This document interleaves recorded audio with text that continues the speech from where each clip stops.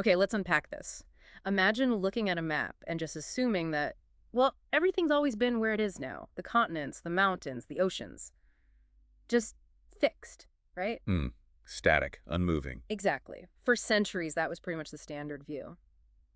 But what if I told you Earth is actually this giant, slow motion puzzle, constantly rearranging itself? That's precisely what we're diving into today, and it's truly fascinating how deeply ingrained that fixed Earth idea really was. I mean, it was geological bedrock for generations. Right. Yet somehow, through a series of, bold ideas and frankly astounding discoveries, we arrived at one of the most elegant theories in science, plate tectonics. And it's not just some abstract thing. Not at all. It explains so much: earthquakes, volcanoes, where we find resources, even how life spread across the planet. It's fundamental. Exactly. So for this deep dive, we're going on that journey, how we uncovered the secret life of Earth's outer shell, this dynamic, moving mosaic. We'll start with those early kind of controversial ideas. Then dig into the evidence that really sealed the deal. And finally, look at how these huge forces literally sculpt the world around us. Yeah, this is your shortcut to getting up to speed on one of Earth's biggest stories. So before the 1960s, geologists mostly stuck to that idea. Fixed continents, ancient oceans, nothing really moving on a grand scale. Solid ground meant solid ground. But then, back in 1915, this German meteorologist and geophysicist, Alfred Wegener, he threw a real curveball out there, continental drift. Yeah, continental drift. It sounds simple, but it was revolutionary. His idea was that all the continents we see today were once jammed together. One single supercontinent. Pangaea, right. Pangaea, exactly, meaning all lands. He figured this existed maybe 200 billion years ago, and then it broke up, and the pieces, well, they drifted apart. Which completely flew in the face of the fixed Earth idea. Continents like rafts, not anchors. Precisely. And here's where it gets really interesting. Wegener wasn't just, pulling this out of thin air. He gathered a ton of evidence, even though people were super skeptical at first. Okay, so what did he see? Well, the most obvious thing maybe was the fit. The coastlines of continents like South America and Africa, they look like they should just slot together. Like puzzle pieces. People had noticed that before, haven't they? Oh, yeah, for centuries. But it was later. In the 60s, Sir Edward Bullard showed the fit was even more convincing if you look deeper, at the edges of the continental shelves, about 900 meters down. Almost a perfect match. Wow. Okay, so the shapes fit. What else? Then there was the fossil evidence. Yeah. Really compelling stuff. Take Mesosaurus. It's this small freshwater reptile. Freshwater. Yeah, couldn't survive in salt water. And its fossils, they're only found in these very specific rock layers in eastern South America and southwestern Africa. Now, how likely is it that this little guy swam across the entire Atlantic? Not very likely. Exactly. Suggests those lands were connected. And then there's Glossopteris, the seed fern. I've heard of that one. Its seeds were too big to be carried by wind over vast distances. Yet you find its fossils scattered across Africa, Australia, India, South America, and Antarctica. Plus, it liked cool climates. Finding it in today's tropics only makes sense if those continents were once huddled together much further south. Okay, that's pretty strong. Shapes, fossils. Yeah. What about the rocks themselves? He looked at that too. You find similar types of really old, deformed igneous rocks in parts of Brazil and Africa that would have been adjacent in Pangaea, and mountain ranges. Think about the Appalachians in the eastern U.S. They seem to just run out into the Atlantic off Newfoundland. Yeah, right. But then very similar mountains reappear in the British Isles and Scandinavia. If you push the continents back together in your mind, boom, it's one continuous mountain belt. An ancient scar. That is cool. And he used climate evidence, too. Paleoclimates, ancient climates. He found evidence of massive glaciers like 300 million years ago covering parts of southern Africa, South America, Australia, India, places that are tropical or subtropical today. Glaciers in the tropics. That doesn't make sense. Not today, no. But at the same time, in the northern hemisphere, North America, Europe, you had evidence of lush tropical swamps forming coal deposits. Wegener's explanation. Put the southern continents near the South Pole in Pangaea, that explains the glaciers. Put the northern ones near the equator, that explains the swamps. It all fits. Okay, so you've got the fit, the fossils, the rocks, the ancient climate zones. It seems like a slam dunk. Why wasn't everyone convinced? Why did it take 50 years? Well, there were two really big hurdles. Huge ones. First, Wegener couldn't provide a believable mechanism. How on earth could continents actually move? What did he suggest? He proposed things like tidal forces from the moon and sun, or Earth's rotation pushing them. But physicists like Harold Jeffreys, they crunched the numbers and said, nope, Those forces are way, way too weak. They'd basically stop the planet spinning before they can move a continent. Okay, so no engine. What was the second problem? His idea of how they moved. He pictured continents sort of plowing through the ocean floor like giant icebreakers cutting through sea ice. Right. But geologists knew the ocean floor was made of strong rock. How could continents push through that without crumpling up themselves? And there was just no evidence the ocean floor was weak enough, or that the continents were being deformed like that. Without a convincing how, and even with all the evidence, just didn't gain traction. Huh. So the idea kind of stalled out. Pretty much. Until after World War II. The plot thickens. What happened then? Well, the war spurred huge advances in marine technology. Sonar, magnetometers, deep water drilling. And after the war, there was funding for ocean exploration like never before. Suddenly, scientists could properly map and sample the deep ocean floor. And what did they find down there? Some real surprises. Game changers. They discovered this enormous underwater mountain range, the oceanic ridge system, that snaked its way through all the world's oceans, over 70,000 kilometers long. They also found incredibly deep trenches, mostly in the Western Pacific. And these trenches were often associated with really powerful deep earthquakes, which was weird. Okay. But maybe the biggest shock came from dating the ocean floor itself. They drilled core samples, and guess what? The oceanic crust was incredibly young, geologically speaking, nowhere older than about 180 million years. 180 million. But continents have rocks billions of years old. Exactly, a huge discrepancy. And related to that, the layers of sediment on the deep ocean floor were way thinner than expected. If the oceans were ancient and static, you'd expect kilometers of accumulated muck down there. But it was thin. So young crust, thin sediments, mid-ocean ridges, deep trenches. This wasn't fitting the old fixed Earth model at all, was it? Not even close. These weren't just random facts, they were puzzle pieces. And they started clicking together very fast in the 50s and 60s, leading to the theory of plate tectonics. Tecto meaning to build. It really rebuilt our understanding of the planet. So plate tectonics. Yeah. What's the core idea that made it work where Wegener's drift failed? The crucial breakthrough was understanding Earth's outer layers differently.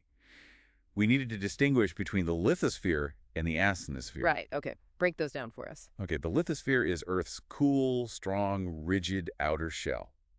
It includes all of the crust, both continental and oceanic, plus the very uppermost solid part of the mantle. Got it. Rigid shell. Yeah, and it varies in thickness. Under the oceans, it's maybe 100 kilometers thick, denser stuff, basaltic rock. Under continents, it's thicker, 150, maybe 200 kilometers, and less dense, more granitic. And the astrosphere. That's the layer beneath the lithosphere, deeper in the mantle. It's hotter and under immense pressure. Crucially, it's weak. It's still mostly solid rock, but it's so hot it can actually deform and flow very slowly, like really, really thick tar or putty over long time scales. Ah, so it's like a slippery layer underneath. Exactly. The rigid lithosphere is effectively detached from this slowly flowing asthenosphere. That's the key. It allows these large, rigid pieces of lithosphere to slide around on top of the weaker flowing layer below. Okay, so the whole outer shell isn't one piece. It's broken up. Precisely. The lithosphere is fractured into about 24 major segments we call lithospheric plates. Think of them like giant curved paving stones covering the planet. And these plates aren't just the continents? No, that's a key difference from Wegener's idea. Most plates include both a continent and a slab of ocean floor. For example, the North American plate includes North America, Greenland, and the northwestern Atlantic Ocean floor. Some, like the huge Pacific plate, were almost entirely oceanic crust. So the plates are the rigid lithosphere pieces, floating or sliding on the asthenosphere. We got it. And these plates move relative to each other as single, rigid units. Most of the geological action, the earthquakes, the volcanoes, the mountains being built, happens right at the edges, at the boundaries where these plates interact. Okay, let's get into those boundaries then. That sounds like where the real drama is. You said there are 3 main types. Yep, 3 fundamental ways plates interact. First, you have divergent plate boundaries. Think divergent moving apart. Spreading set. Exactly. These are where 2 plates pull away from each other. Because new material comes up to fill the gap, we call them constructive margins. New ocean floor is literally being made here. How does that work? Hot, molten rock magma rises up from the mantle into the crack between the separating plates.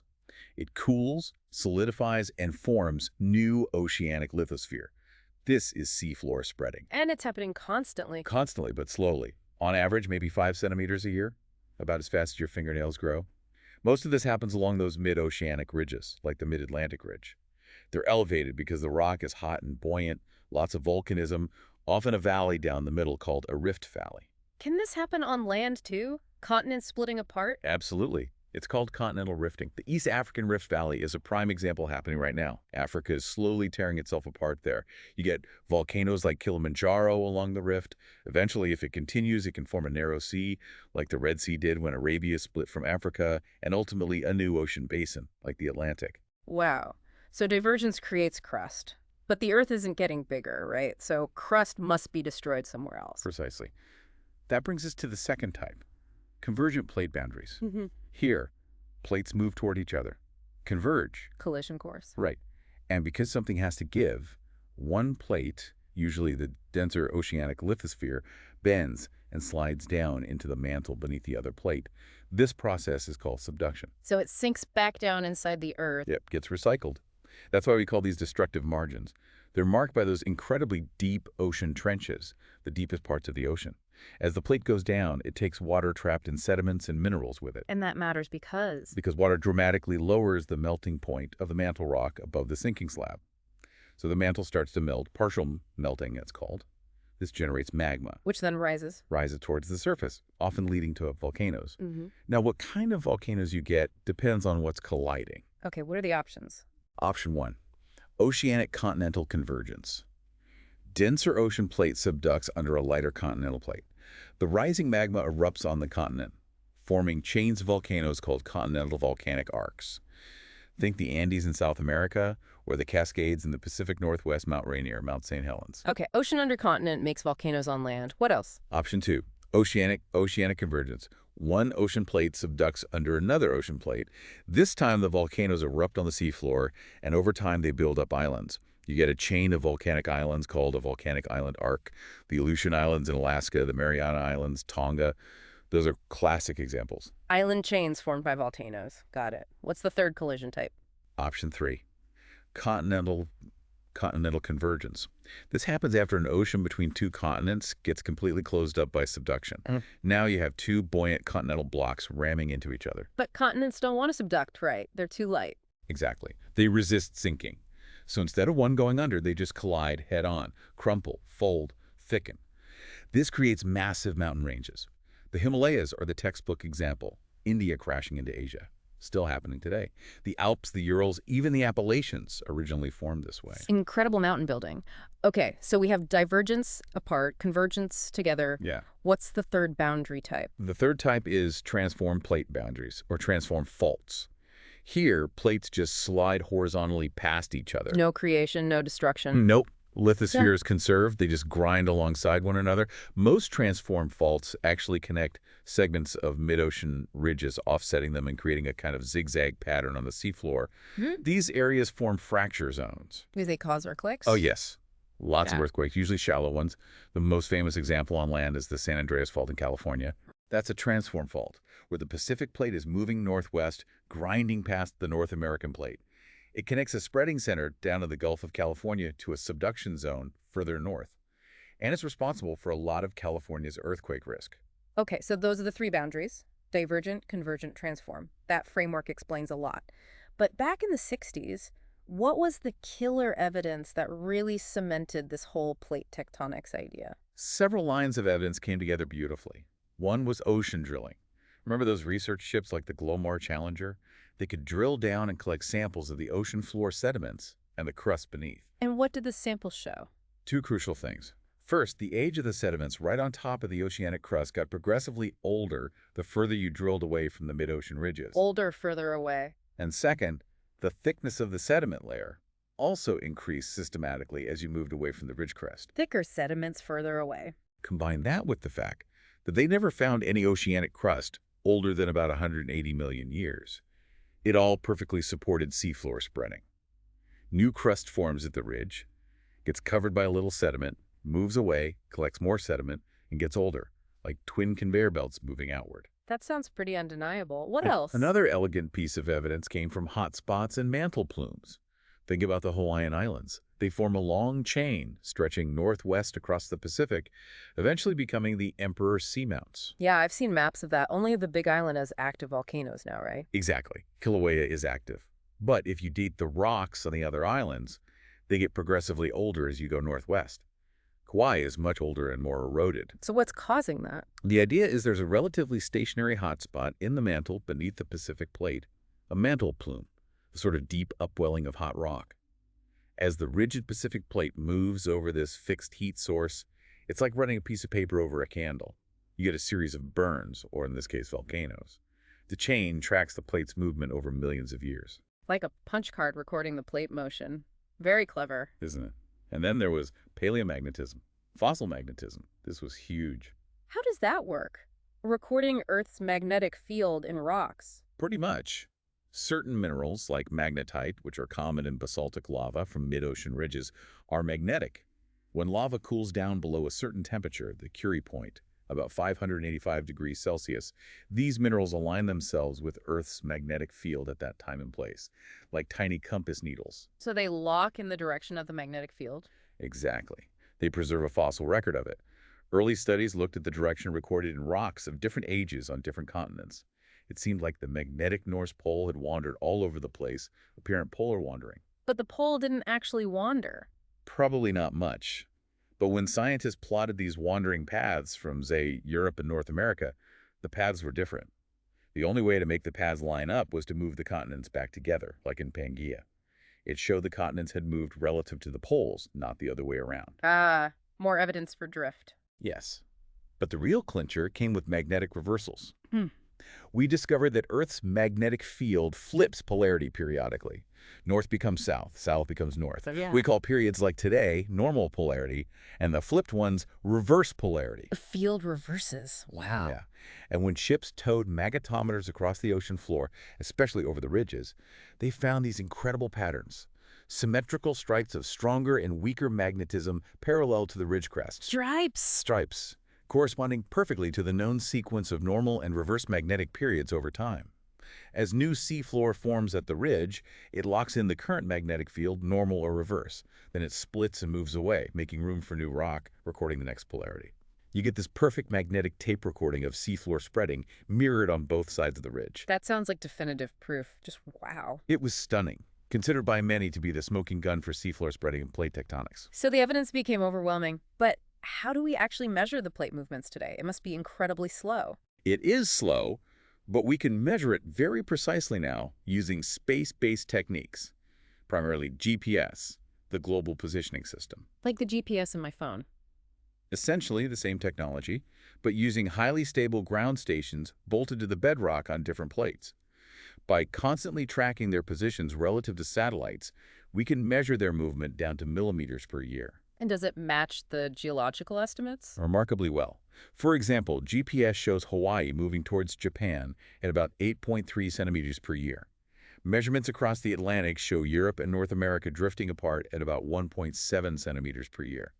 It confirms the whole picture. Incredible. So we know the plates move, we know how they interact, we have the evidence. What's actually driving this whole system? What's the engine? Ah, the driving force. That's still an area of active research, but the general consensus is that it's ultimately driven by convection in the mantle. Heat from Earth's core causes mantle rock to heat up, become less dense, and rise, while cooler, denser material sinks. Like a giant pot of simmering soup? Kind of, yeah, but incredibly slow motion. Yeah. And much more complex. While convection is the ultimate heat engine, the main forces acting directly on the plates seem to be gravity-related. The most important one is thought to be slab pull. Slab pull? Remember how old, cold, dense oceanic lithosphere subducts back into the mantle? Well, once it starts sinking, its own weight pulls the rest of the plate along behind it, like an anchor pulling its chain.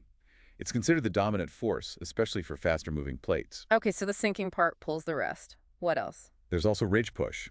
Because the mid-ocean ridges are elevated, they stand taller than the surrounding abyssal plains. Gravity causes the lithosphere to sort of slide downhill away from the ridge crest. It's a push from the back, but probably less significant than slab pull. So pull from the front, push from the back, all driven by heat escaping from inside the Earth. That's the basic picture. There's ongoing debate about exactly how deep this convection goes. Does it involve the whole mantle, or is it layered?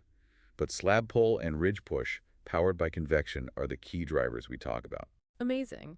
From fixed continents to this incredibly dynamic, constantly changing planetary surface. What a scientific revolution. This deep dive really shows how that simple idea of moving continents blossomed into this all-encompassing theory. It truly does. We've traced how clues from fossils, from climates, and then critically, from the ocean floor itself, just completely overturn centuries of thinking. It's a fantastic example of the scientific process, isn't it? Observation, hypothesis, testing, refinement, connecting the dots across geology and time.